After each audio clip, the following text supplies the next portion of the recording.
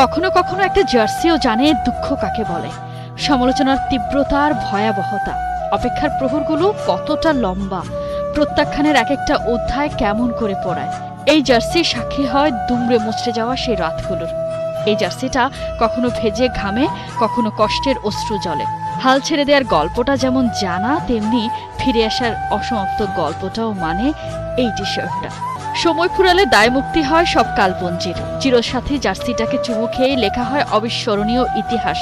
Lionel মেসির 10 নম্বর জার্সিটা শুধুই তো এক টুকরো কাপড় নয়, এর ভাজে ভাজে লুকিয়ে জীবনকে যাপন করার মহা উপলক্ষ। মেসির সেই 10 নম্বর আকাশী নীল জার্সিটার বয়স আজ 17 বছর 1 দিন। 2005 সালে আর্জেন্টিনার জার্সিতে অভিষেক হয় লিওনেল মেসির। তখন পরেছিলেন 18 নম্বর জার্সিটা। 10 নম্বর জার্সিটা তার গায়ে ওঠে তারও 4 বছর পর 2009 সালে 28 মার্চ বিশ্বকাপ বাছাই পর্বে ভেনেজুয়েলার বিপক্ষে হোম ম্যাচে প্রথমবার সেই জার্সি পরে খেলেন তিনি। যে ম্যাচ দিয়ে আর্জেন্টিনার কোচ হিসেবে যাত্রা শুরু হয়েছিল মারাদোনার।